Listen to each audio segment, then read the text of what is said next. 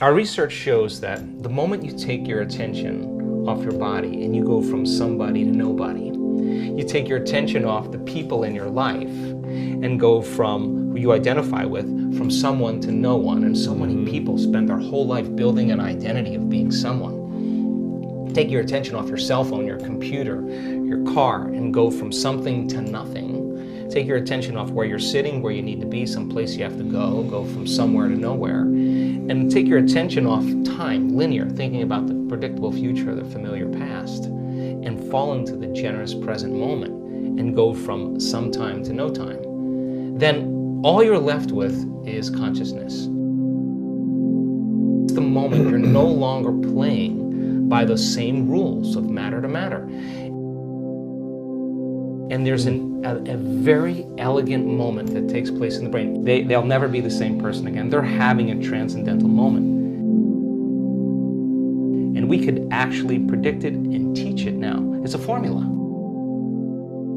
Just like you doing sports, it just becomes a formula. And then you change the formula and you add to it, right? So when you no longer are identifying with your body, your environment, and time, that's the moment you're pure consciousness.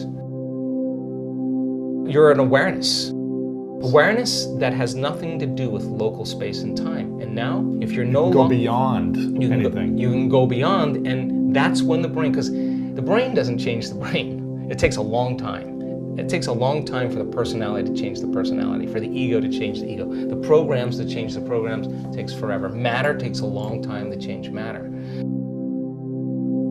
But when you're in this moment, you're no longer playing by those rules. Consciousness is the phenomenon above matter. Consciousness is beginning to activate or manipulate circuits in the brain. People just think the brain is creating consciousness. No, consciousness is executing the brain. If the brain can change, then the mind doesn't change the brain. Mind is the brain in action. It's consciousness that changes it. When people begin to disengage and get beyond themselves, you are at your absolute best when you get beyond yourself. How does someone get to that point? Yeah, so we teach them that formula. We teach them to that point where all of a sudden they reach that generous present moment where they just feel connected. And when they're in that place, all the things they thought they wanted, they actually no longer want because they feel like they already have them.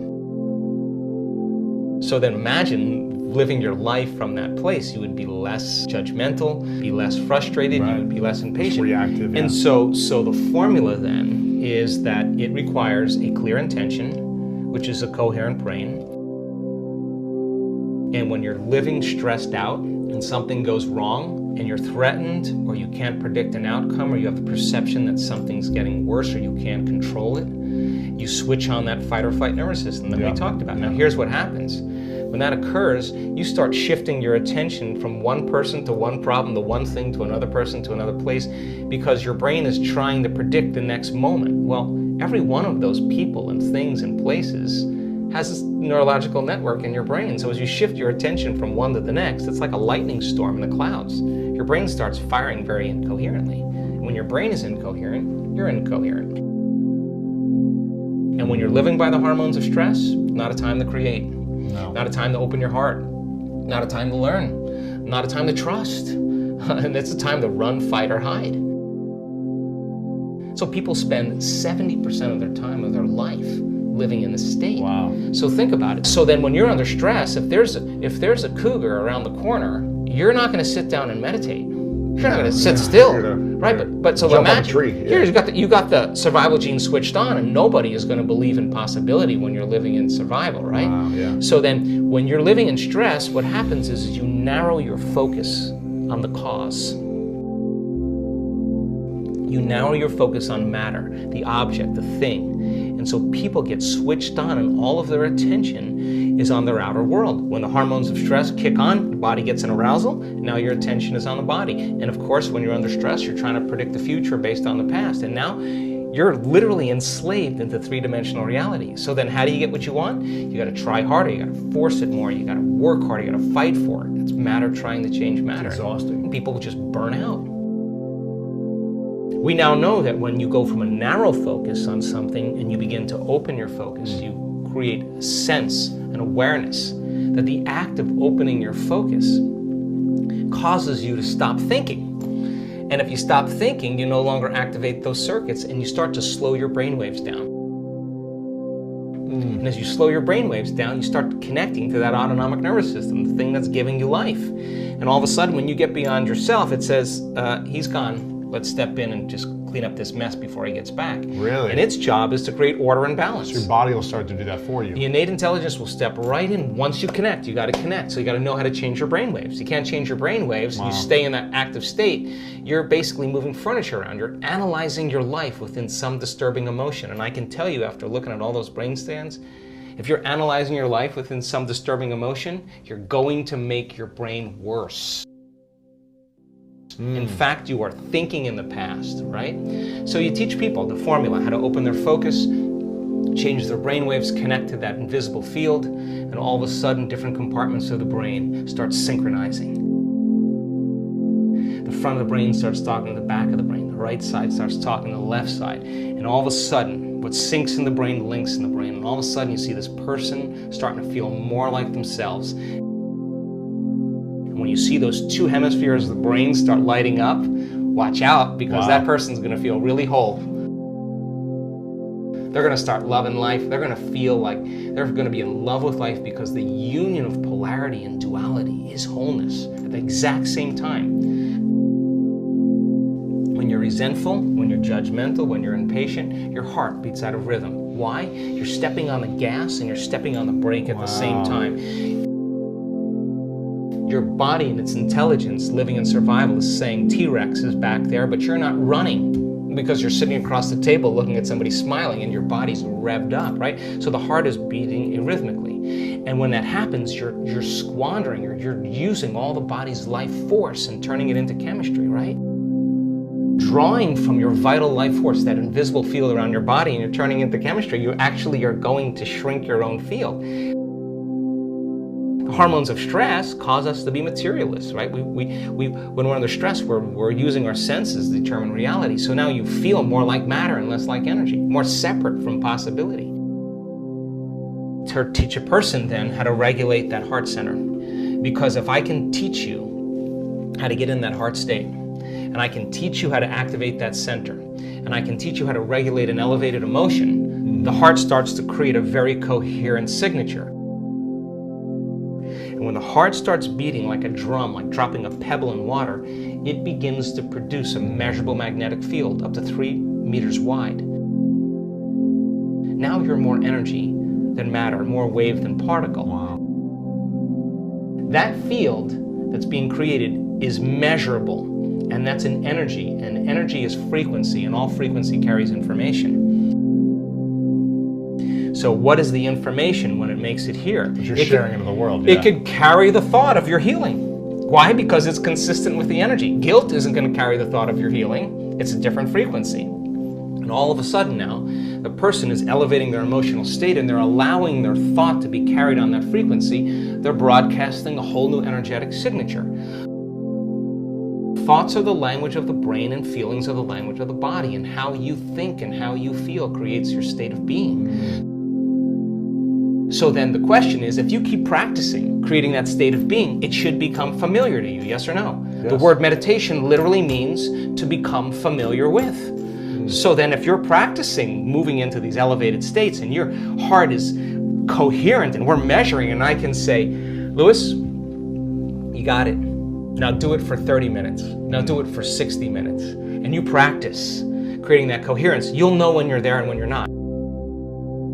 And then you would be able to say, like a skill, like anything else, give me a minute. I'm going to step out, and you're going to go back into heart coherence and bring up that state. Then we practice the formula. Again, rest your attention, start calling up elevated emotions, and when you start seeing that starts happening, then you sustain it, then you keep practicing, and all of a sudden, it gets longer and longer and longer. Now, so when a person actually activates their heart, the heart releases a chemical called oxytocin. Oxytocin is actually the love chemical. Oxytocin signals nitric oxide. Nitric oxide signals another chemical called endothelial-derived relaxing factor. What does that do? Causes the vessels in your heart to swell. Wow. You will literally have energy in your heart. You will literally feel like your heart is full. Once you have that feeling, you're not going to want to trade that feeling for anyone or anything. You're going to say, why would I judge that person? If I judge that person, I'm going to lose this feeling. Now, all of a sudden, you're self-regulating. Once the heart is activated, it acts as an amplifier, and it amplifies energy in the brain. So once you start opening that heart, and it begins to signal the brain, you're going to suppress the survival centers. In fact, the research shows it will reset your baseline. In other words, if you're anxious and vigilant and you learn how to self-regulate, you'll actually reset the baseline, and you'll say, well, the trauma was 15 years ago. I saw somebody get murdered or whatever. And then we'll say, yeah. But the moment the heart, not the brain, it's the heart that actually resets the amygdala. And all of a sudden, the person all of a sudden switches down, and all of a sudden, like, I just don't have anxiety. We have thousands of brain scans with anxiety and depression from people from all walks of life. They've reset, and all of a sudden, they don't have that anxiety. They don't have to take medications or do anything else. They know how to self-regulate. Anxiety is doing this, living in the survival. When you're living in survival, I'll tell you this, when the survival gene is activated, out of the infinite potentials in the quantum field, you'll always choose the worst case scenario. Why? Because if you're in survival and you're preparing for the worst, there's always better chances of surviving if anything less happens. So people are always selecting the worst thing in their mind, and they begin to emotionally embrace that future before it happens. Thought and emotion, you start conditioning. So you're conditioning the body to become the mind of fear. You keep doing that enough times, once the body becomes the mind, it's a subconscious program. The person has a panic attack. Try as you may to control it with your conscious mind. You can't. You programmed it subconsciously. Now you worry about the next panic attack, and as you start worrying about the next panic attack, it's the vigilance that creates the next one. Wow. Now here's what's happening in our work. People who are self-regulating and creating these elevated states, we have heart scans of them sustaining heart coherence for a whole hour during a meditation. Then at the end of the day, they're still wearing the monitor. It's 8 o'clock at night, they're not even in a meditation, and for a whole entire hour they're in heart coherence. We say to the woman, what's going on here? She said, I have no idea. I was just getting ready for bed, and all of a sudden my heart just swelled up. It was so intense I had to lay on my back and surrender to love instead of surrendering to fear. She had a spontaneous love attack instead of a spontaneous panic attack. Now, I would call that the natural state of being. If you're living by those elevated states and you know how to feel that emotion of your future before it happens, you're less likely to wait for it to happen because you'll feel like it already happened. You're less likely to try to control it. You'll know that the moment you lose the feeling, you just disconnected, and you're going to make your way back. When you get good at it, no person, no thing, no experience can take it away from you. Now you're empowered. And if you understand the laws of how creation happens, then you're less likely to compete and rush to get what you want. You're going to know that it's going to come to you. And now that's the new model of how do we create. Knowing it's going to come to us at the right time. What if we want it faster? Well, you just do it again. But remember, if you're trying to make it happen faster, you're back to the old self. Right. The new self would never do that. The new self would constantly stay there. And so then how does it appear? It appears in a way that you can't expect. Because if you can predict it, it's the known. It's going to come in a way that you haven't thought of, an unknown. And it's got to rock your world. It's got to catch you off guard. It's got to leave you no doubt that what you've been doing inside of you that produces some effect outside of you. And when you correlate what you've been doing inside of you with the effect that you produced outside of you, you're going to pay attention to what you did and do it again. And the energy of the joy that you feel when it happens, you're going to use that energy to create again. Now, people say to me, well, I'm this way because of that person and that thing. I would say to them, so you mean then that person or that experience out there is controlling your thoughts and feelings? That means you're a victim to your environment. But when you start changing your thoughts and feelings and it starts to produce an effect in your environment, you're going to change the belief that you're a victim consciously or subconsciously, of your life to becoming more of a creator of your life. And now all of a sudden, when you become more a creator of your life, you can't blame anybody. You can't say, well, that person or that thing. You'd have to say, I got to be greater than that environmental condition. Powerful than our thoughts or our emotions? And do our emotions change our thoughts, or do our thoughts change our emotions? Yeah, the answer is yes. The answer is both. Thoughts, to me, produce an electrical charge in the quantum field, and feelings produce a magnetic charge in the quantum field. How you think and how you feel broadcasts an electromagnetic signature that influences every single atom in your life. The thought sends the signal out. Now think about this. And the feeling draws the event back. So you could have the intent that you want wealth, you want health, you want success. That's your intent, that's your thought. But if you're waiting for the experience to happen to feel it, then you're not drawing the experience to you because you're not feeling the emotion. Because you can enter that cycle either place. Sometimes we do a meditation, we start opening our heart, we start elevating the body's energy, and then those emotions can drive certain thoughts of your future. Other times you open your awareness, you create brain coherence, you have the vision of your future, you begin to emotionally experience it. However you want to jump on that cycle, and then sustain it, because the longer you're conscious of that energy, the more you're drawing your future to you. When you create from the field instead of from matter, when there's a vibrational match between your energy and some potential, and your thoughts and feelings are coherent, now you are going to begin to collapse time and space, or the experience is going to be drawn to you. Now you're the vortex to your destiny, and now you don't have to go anywhere to get it, because you're not playing by the rules of three-dimensional reality. You're playing by the rules of energy and the quantum. So teaching people how to do this and getting better at it, then all of a sudden they're not forcing and controlling outcomes. In fact, they're trusting and surrendering to outcomes because they don't want to get in the way. Because the moment you start trying to predict when it's going to happen or how it's going to happen, you're overlaying a known over a place where there should be an unknown. Right? So teaching people how to do that means we have to lay down the very thing we used our whole life to get what we want for something greater to occur, right? And so that transcendental moment is something that we're working on demystifying. And drink wine. You could be rich, you could be poor, you could be any color, any shape, any size, but you can't tell me you're too sick to do this work. We got people that have reversed stage 4 cancer numerous times, and yeah, it took a Herculean effort to do it, but they love themselves for it. You can't tell me that you're too out of shape or too overweight or too underweight. You can't. I've seen it in all shapes and sizes. You can't even tell me that you had a brutal past. And people that have had very, very dismal pasts that are free, that are happy people. You can't even tell me you never meditated before. In fact, our research shows that many people have never meditated before have the most profound experiences because they're not trying to make anything happen. Yeah. They're just following the instructions, right? And they don't have a habit of doing it. You get 1,000 people in the audience and their energy is synchronized. Now you're taking something so much bigger. We're just going to measure this. I just talked to a researcher yesterday. We're going to measure 1,000 people when they reach that synchronized moment when we know that the entire social coherence in the room is orderly.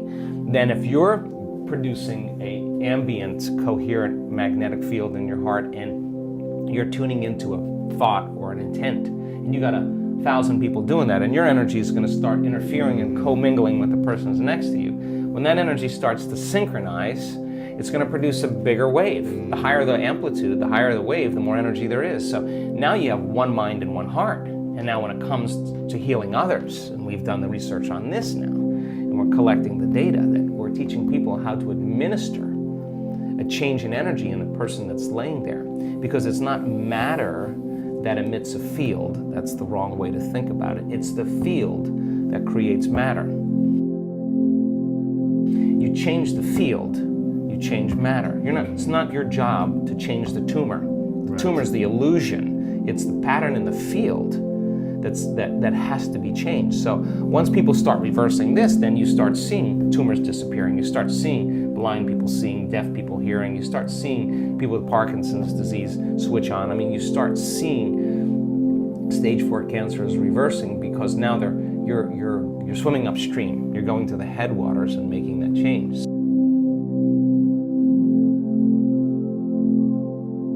We talked about, I heard you say consciousness a couple of times. What's the difference between mindset and consciousness? To me, consciousness is awareness. Awareness is paying attention and noticing. And so 95% of who we are by the time we're 35 years old is a set of unconscious automatic programs that we've just practiced so many times that we're not consciously thinking about those. So in order for you to change, to answer the initial question that you asked, the first step is you got to become conscious of your unconscious thoughts, and you got to start looking at those hardwired thoughts that you think every day that are just circuits that have been fired and wired together. How do we do that? Should we write a list at the end of the day, or what are the most common thoughts we have that day? Like, how does someone become aware of You don't their have thoughts? to do that. You just have to sit down, close your eyes, and not move, and then you'll start seeing. What am I thinking about right now? Yeah, and all you want to do is observe the thought, because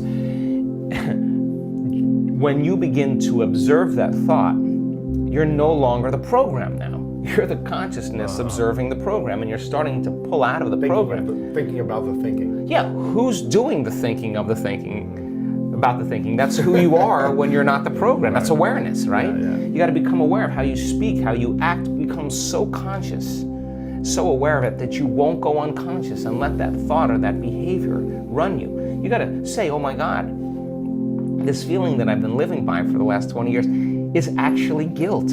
I didn't know it was guilt because it just feels like me.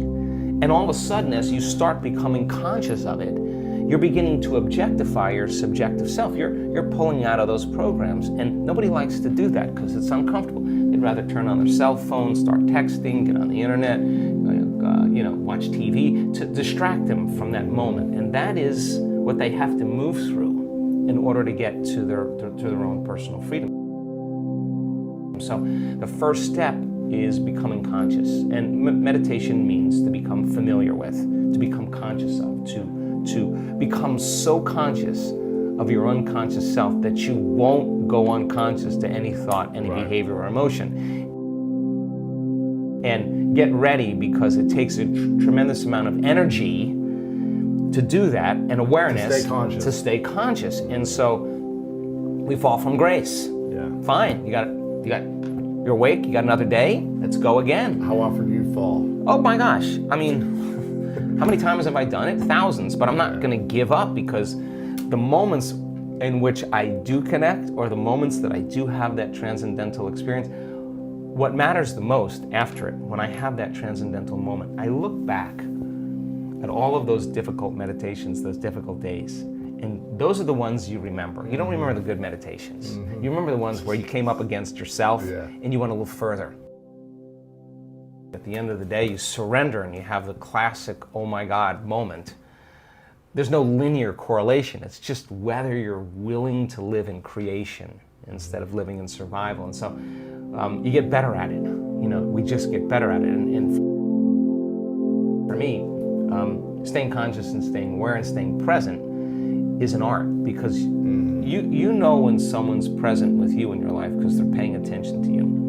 You know when they're not present with you because they're not paying attention to you. So imagine this field of information, this intelligence that lives within you and I, that's governing everything material in this world. It's a self-organizing intelligence.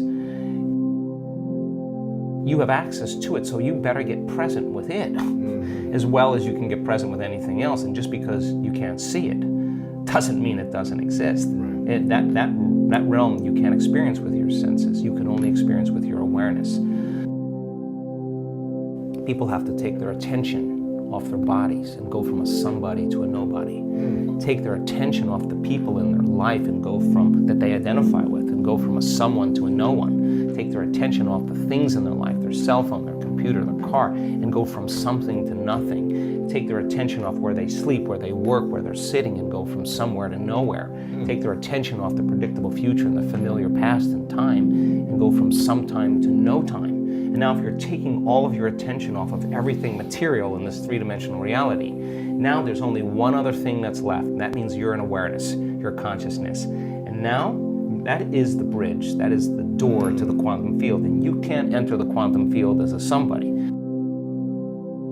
So if someone has spent their whole life working on having the perfect body, or so much so they have so much attention on their pain, where you place your attention is where you place your energy, it's going to take some work for them to take all of their attention off their body, right? Because they'll do it and then they'll go back, let's see if the pain's still there. Oh, the pain's still there. So it's a little bit of a waltz in the beginning, but as people start applying this, you start getting better at it. We've brainwashed ourselves over the years to believe a story of the past is who we are and who we will always be in the future.